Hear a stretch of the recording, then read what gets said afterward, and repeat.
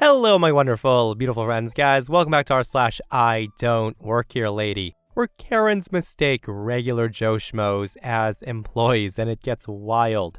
And in today's episode, we've got Karens harassing people, getting arrested, and one OP tells a story about the time they were kidnapped by the military. It's wild today. So I hope you enjoy the lineup, and remember guys, this voice should only be on the Dark Fluff YouTube channel. Let's dive in. So a few years ago, if you consider 25 to be a few, I was in the American military for half an hour, apparently, and here's how it happened. This, by the way, was in the UK. After a strenuous period at work, I was given a few weeks off to relax, and I decided to head down and visit a very old and dear friend of mine who owned a large property near a military base. This proved to be a mistake, as obviously it was incredibly noisy due to the arrival of a large number of American troops for some sort of joint training exercise. So I got myself some earplugs, a book, and relaxed in the backyard, while my friend, who ran a nearby pub, was serving booze and a roast dinner. I had just started to doze off when my nap was interrupted by a loud enraged scream of what turned out to be a very large bald man. Before I knew it, I was in an arm lock, being dragged across the garden to the gate, and then dragged down the street. Cutting through a large amount of dragging, yelling, and not listening to me at all, we arrive in an office where I was then handcuffed to a chair. Enter Provost Robotnik, a large man with an amazing red mustache and no other visible hair. This conversation is approximate because, again, 20 plus years. Also, at the time, I wasn't in the best mood for observation, so Provost Robotnik says, "Son, you were caught in the yard of some local. What y'all gotta say for yourself?" I respond, "Sir, I have no idea what's going on. I'm just staying here with a friend." Provost Robotnik, hearing my accent, then says, "Soldier, wait, you're not even American, are you?" That's when I tell him, "Someone just came in and grabbed me. I was born down in Cornwall." At this point, the man just goes entirely red, and I mean solid red. Pulsing vein, gritted teeth, the works. The fact that his mustache was vibrating was after the fact fascinating. He then screams something in a pitch too military for us mere mortal ears to understand, and three men just materialized. And I swear, no one opened a door, they were just there. The man who had dragged me in was manhandled rapidly into the room, at what I understood could very quickly become gunpoint if needed. I was then unlocked, released, and escorted back to the garden, with Robotnik profusely apologizing the whole way. Later, I was told in the pub that the man who had arrested me was up for some sort of promotion, and he was looking for any tiny thing to gain an edge, and a soldier skipping duty was just the thing. And the thing is, no one had any idea why he thought I was one. Talk about a huge mistake, guys, and technically, that was kidnapping, was it not? And to make matters worse, OP was handcuffed to a chair. Like, how terrifying that must have been. But yeah, I think that dude who was up for a promotion clearly lost his mind. So this is more of an I don't work here anymore, but whatever. I got out of the army in 2013. I moved on to other careers, but I kept the same cell phone number. So one day in March of 2016, I get a phone call from Georgia. I usually don't answer random numbers, but I did this time. And the first thing they say over the phone is, "Where the F are you?" Now, I was kind of surprised, but I said, "I'm in North Dakota, where are you?" The person on the line then gets angry, and they say to me, "Don't you get smart with me. I'm where you're supposed to be right now. Why are you on vacation, and who authorized that?" I'm looking around at the western North Dakota landscape, wondering who on earth goes there on vacation. I contemplated messing with the guy for a bit, but I decided against it. I just say to him, "Look, who are you trying to get in touch with? I think you have the wrong phone number." There was a pause, and then the person says, "Is this Sergeant so-and-so?" I reply, "Well, that was me, but..." The angry person then says, "No, but you need to get here right away. You're definitely gonna face disciplinary action," and I then stop him right there and I say, "Look, dude, for one, I don't know where here is. And also, I'm not a sergeant anymore because I'm not in the army anymore." Cue another pause, and then that person says, "Here is Fort Benning, Georgia, and you should have that on your orders. We're flying out soon, and I have you on my manifest." I just tell him I don't give a crap about your manifest. My contract fully terminated last year. Someone messed up and I'm not going with you. I didn't get any orders and you can fix your own stupid mess. I just hung up after that. They did try calling back multiple times, but I didn't answer. A week later, he called again to apologize. I told him it was all cool, but maybe he should try a different approach next time and not start the conversation off with, "Where the F are you?" So I was talking to a friend earlier and I was reminded of this story. It may give you a chuckle. A couple of years back, I worked for a very large resort-style place. It was where some very, very wealthy people had vacation homes. This place was huge, as it was basically its own town, and I happened to be in a small subsection of the largest department. Now, it's important to note that the uniforms that my team wore were very different from the vast majority of people in this department because we were very specialized. We wore blue shirts and gray pants, and most of the department wore green shirts with khaki pants. It was a big place, lots of employees, so most everyone in public-facing jobs were essentially color-coded. Anyways, it was literally my second last day on the job, and I had to go to the main office to pick up some stuff. So I run inside, pick up the box that we need, and head back out to my vehicle. That's when a lady who's wearing a green shirt walks up to me, and since I try to be a decent person, I smile and say hello.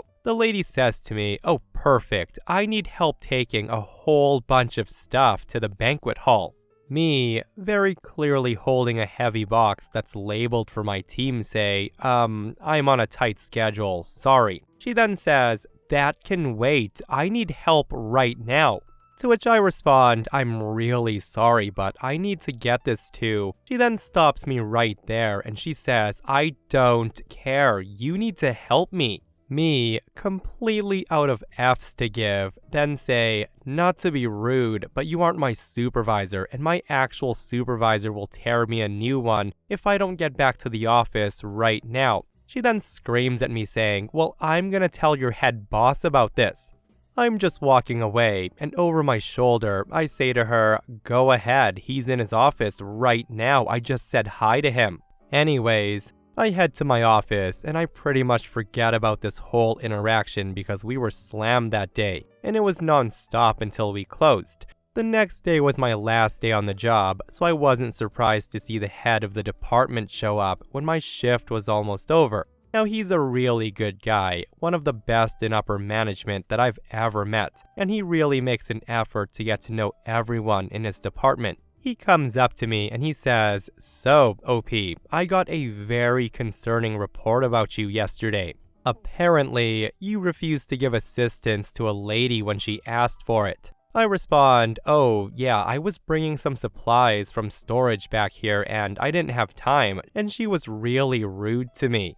And this is when he grins widely at his own joke, and he says to me, "Well, in that case, I'm afraid I'm gonna have to let you go if you don't apologize to her." I respond, "I'm terribly sorry it has to end this way, but I have to stick to my principles. I refuse to apologize to someone who is being so rude to me." He laughed at that and then shook my hand. He then told me I could always count on him for a good reference, while my supervisor cackled in the background. Now, this wasn't a perfect job, but it was one of the better ones, and I'll always be a little sad that I had to move away, but at least it ended with a pretty good chuckle. Guys, with all the bad boss stories out there, it truly is a breath of fresh air when a story like this pops up, where a boss has their workers back, and not only that, has a great sense of humor. And I totally understand how OP feels, like a great boss makes leaving a job that much harder. And this person comments, I have a boss that has my back and recognizes stupidity when he sees it. It's rare to find someone you actually like to work for, and it's the only reason I'm sticking around. So I've been listening to a lot of stories lately, so I decided to take the plunge and sign up so I could share my experience. I'm often mistaken for a Walmart employee, but this level only happened once. I was confused for a Walmart employee like 4 years after I quit in a store I never worked in. I was wearing tan tactical pants, my duty belt and thigh holster with my sidearm in it, a green polo, and a ballistic vest with giant reflective letters that said security. I was there getting a sandwich because I didn't want gas station food, and Taco Bell was the only place near me I could eat while at work, and that was closed. So while driving between client properties, I stopped in to get some food. Once I got back to the deli, this couple, Karen and her husband, approached me, and they demanded I go check in the back for a bookshelf. I just looked at them and then walked away. I get up front to buy my food, and there they are again, screaming at a poor customer service manager who had no idea what was going on. Karen's husband then sees me, and like an effing idiot, he approaches me, and he gets inside my personal space to start yelling at me.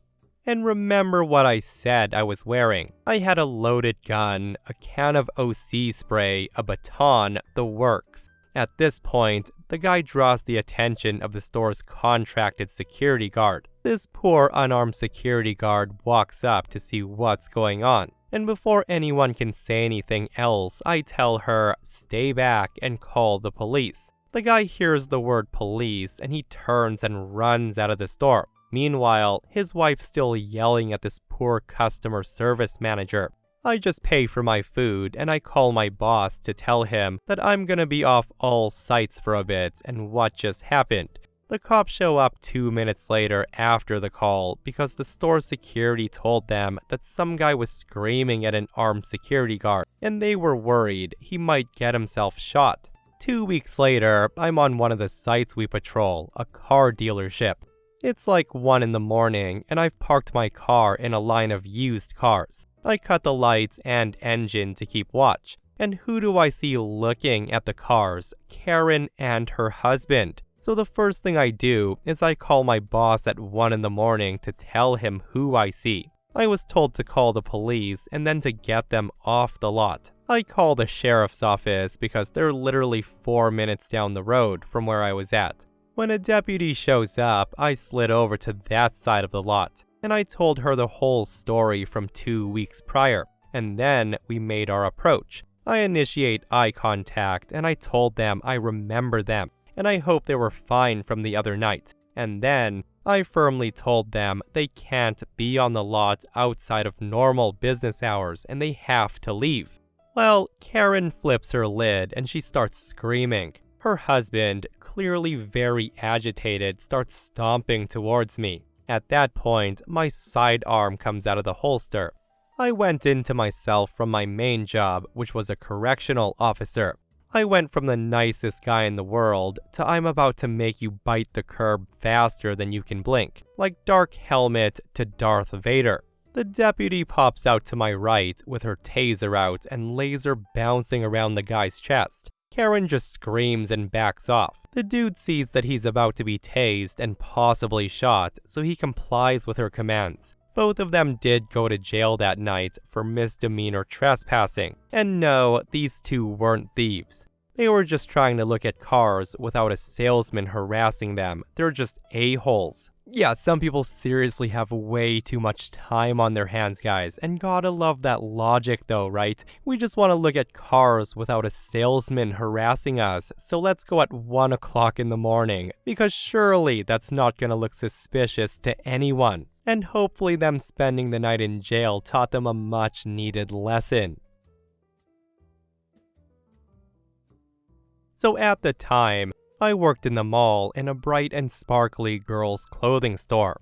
On this day, I was on break and I ran to the other side of the mall to go into that store that all moms love to hate because we spend far too much. It's the one where employees wear khakis and red tops. I was in a hurry as I didn't want to spend my entire lunch there, but I needed bottle nipples because I swear the dishwasher eats them or my baby feeds them to the dog, who knows. Now, when I say sparkly, I mean sparkly. Seriously, after the snow melted one winter, you could see a path of glitter from where I parked my car to my front door. On this day, I was wearing a bright purple sparkly shirt and a lanyard with my name tag. And I want to note, it's bigger than an index card with the store name in giant pink letters. It's hard to miss.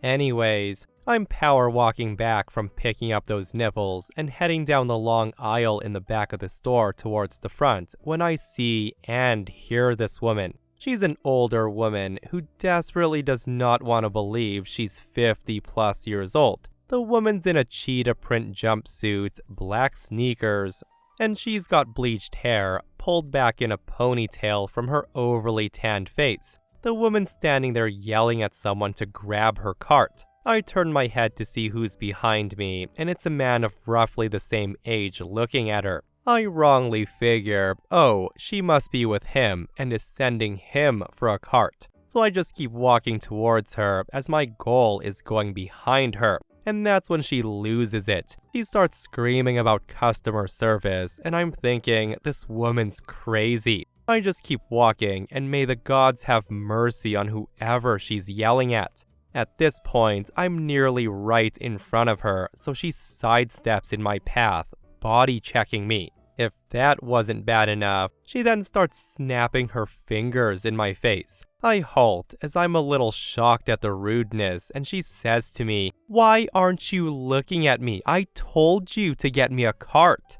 It's here that I realize that she thinks I work here. I again look around just to make sure I'm not insane and there's not a ninja employee hiding in my shadow. Alas, there isn't. So I gather up my nicest customer service voice because I'm technically representing the company I work for by having my lanyard on. I say to this woman, "Oh, I'm so sorry. I didn't realize you thought I worked here. I don't. The carts are behind you at the front of the store though." I then go to walk around her and she stops me again. Right about now, I'm upset my lunch break is ticking away and I just want to eat. My smile disappears as she continues yelling at me saying, "You're wearing a stupid name tag. You work here. So get me a cart or I will get your manager." Right about now, I'm thinking, that's it. I'm done. I say to Karen, "Lady, the people here wear red shirts and tan pants. If I worked here, I would be fired for not being in dress code. I work at this store." I say that while holding up my name tag, and I say, "You can find my manager there if you want to complain so badly."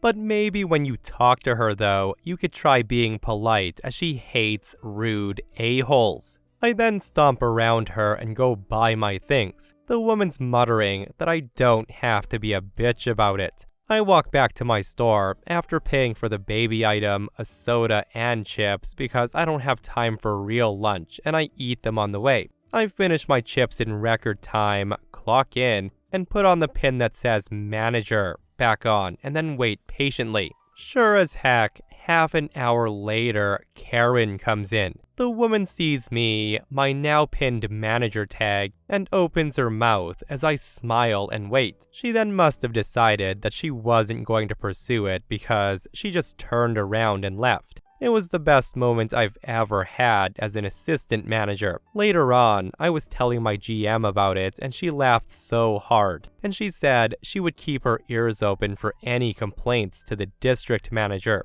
To my knowledge, she never did make a complaint. So I live in an apartment complex and this happened a few months back. It's 4 apartments with another 4 on the same lot. It's mirrors of each other. owned by the same guy. The day this happened, it snowed heavily, and I got up to help my landlord out since he's an older gentleman. I grabbed my trusty snow shovel. I started out with the walkways leading up to the sidewalk, and then start on the part that goes around the back to the garages between the two quadplexes. Just my luck, our side drifted, and 6 inches of snow turned into a thigh-deep battle. I'm maybe halfway done with my battle with the drift when someone from the other quadplex comes out and heads toward the garages. Our 2 walkways are separated by about 5 feet of grass, and her side is mostly clear. Well, as this woman that I've seen once and never spoken to passes me, she flaps her hand to get my attention. She goes, "Excuse me." After about half a second of Flappy Birding me, I glance up and I respond, "Yes." She then waves her hand in the general direction of her apartment. She then screams at me saying, "Put salt on my stairs once you're finished." And at this point, my brain went wild. Like, there's so many things I could say, so many opportunities for shenanigans, malicious compliance, petty revenge, no idea. But I'm not much for making people too mad if I can help it.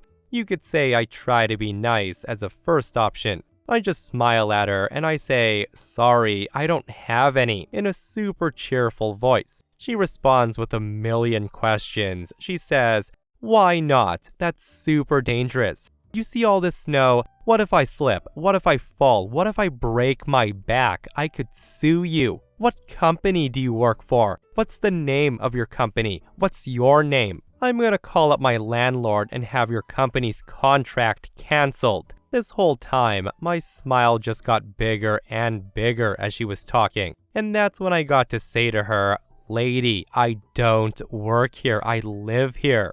I then point to my living room window and her face went instantly red. Now, I was going to mess with her a bit more, but she just mutters something under her breath and she hurried off. That did give me a laugh I needed to finish out my morning, but it doesn't end there. She actually calls the landlord. She claims that a worker swore at her and complained I didn't shovel her stairs. Nothing about the salt though, lol. He ends up calling me after she called him, and we had a laugh about it. There was a bunch he told me about her, mostly complaints that I'm honestly too lazy to jot down here. But the takeaway of our conversation is that this was a normal interaction with her, and unless someone's dying, I need to ignore her for my own sake. I find it so funny how even the landlord was like, "Yeah, let's avoid that woman, she's a bit much." That said, guys, like the way she was talking to OP thinking they were a contractor, my goodness. And it would have been funny if OP did maliciously comply and they left a sealed bag of salt on her walkway. And this next OP shares another snow-related story. So in my community, all the homes have driveways and garages, but it also has additional off-street parking along with a service road that circles the neighborhood. When this happened, we had been snowed in with sub-freezing temperatures for at least a week and a half. And when we got a few warmer days, it was time to start digging out. I went to shovel out my spare vehicle, which is on the service road, and I decided to wear my full winter weather getup that I use while working in construction. Parked in front and behind me were both my elderly next-door neighbor and my friend, who lives on the other end of the neighborhood, so I shoveled their cars out also. I was right there, I didn't mind, no big deal, I took care of it. After finishing up the third car, this woman with Karen tendencies walks right up to me. She says to me, hello, yes you. I've been waiting for my walkway to be shoveled out. Are you going to do it today?" I just thought to myself, no. I had no idea who she was or why she thought that I was the one that was going to do her shoveling. It took me a minute to figure out what she was trying to convey, because at first, I thought I might have shoveled out her car by mistake, thinking it belonged to my friend, and now she was mad that I did it. I don't know, she didn't scream or create a scene, but I'm guessing that she thought I was with the HOA and I was coming to shovel her walkway. To give this context, my HOA isn't that great. The good thing is they don't bother you with stupid rules or give anyone a hard time. But the not so good thing is they're not easy to get a hold of and they're really slow to respond when you need them. Like with many other things, it's their responsibility to do snow removal. Now, you can either handle it yourself or you can wait 3 weeks. And when you go and call them up, it goes to an answering machine. So I'm guessing the lady called the HOA and she saw me outside shoveling a little while later. I don't know if she's new to the neighborhood, but for as long as I've been living there, it's kind of an unwritten rule that if you're able and willing to shovel your driveway, you also shovel out half the street in front of your driveway so you don't create a patch of ice that's hard to navigate. A side effect is when everyone does it, the road's passable. It's not perfectly clear, but enough of the snow is removed to where people can get in and out. But anyhow, I went on to shovel my elderly neighbor's walkway, and the whole time, the lady's pestering me, saying, "When's it gonna be my turn? I've got places to go and things to do." That's when I realized what was going on and what she was thinking, and I simply said to her, "I'm not with the HOA, I live here." And maybe she didn't understand, but she practically followed me around the neighborhood while I helped some of my other neighbors. So this may be a bit long, but that's because of the backstory involved. In 2017, I worked at Walmart in the automotive repair part as a technician. Basically, my job was oil changes and tire rotations, the most boring and menial tasks for someone who had gone to school to be a mechanic, but I digress. I got let go in November of 2017, which is another story for another day. And I've since gone on to work at other retail stores and a gas station down the road from me. Now, the retail store's uniform is all black. The gas station has a black polo with store logo and khaki tan pants. Walmart employees have blue shirts, khaki pants, and often vests. So now that I've given the uniform information and my minor backstory, on to the nightmare Karen. I went into Walmart the other day to get new shoes as mine had finally bit the dust and they needed to be replaced so I could work in comfort. I found the shoes I wanted/needed easily and I proceeded to check out. I was in my gas station uniform as I'd just gotten off work, but I also had on this black and gray flannel my sisters got me for Christmas.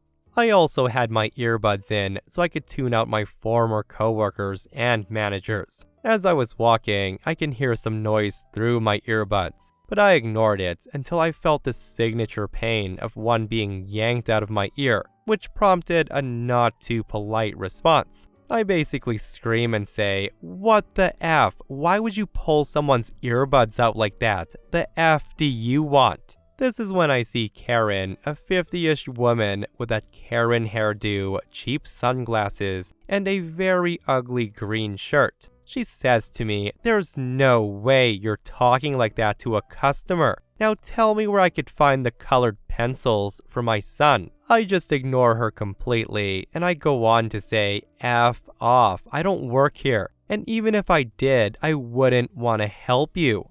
Unamused, Karen says, "Seriously, just do your job." Now, realizing that this won't end until she gets what she wants, I say to her, "Fine, I'll show you where they are." I had seen Jim, my former store manager, in that aisle beforehand, and I knew that he would deal with her before I blew a gasket at this miserable witch. So I lead Karen right to the aisle, and thankfully, Jim's still there talking to a trainee. And for some clarification, Jim's 6'1", 400 pounds, and he's a gentleman who's fair to his employees and customers when they're fair with him. Karen says, "Thank you. Now go get me your manager." Jim, having heard this, said, "What can I do for you?" Karen smirks and says, "Perfect." So this employee was listening to music on the job and was being really rude to me.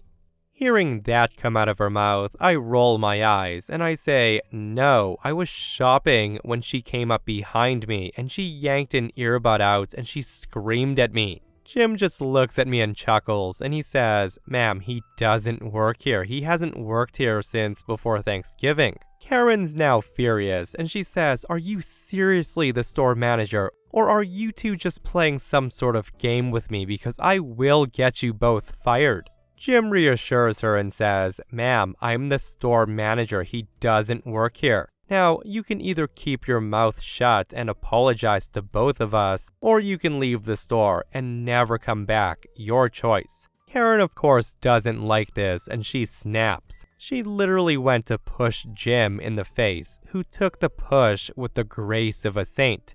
And that's when Karen turns to me, seeing my phone in my hand, and she says, "What do you think you're doing?" I replied, "I'm getting a picture for the cops when they get here." At that moment, the 911 dispatcher I had on speaker speaks up, and Karen goes white.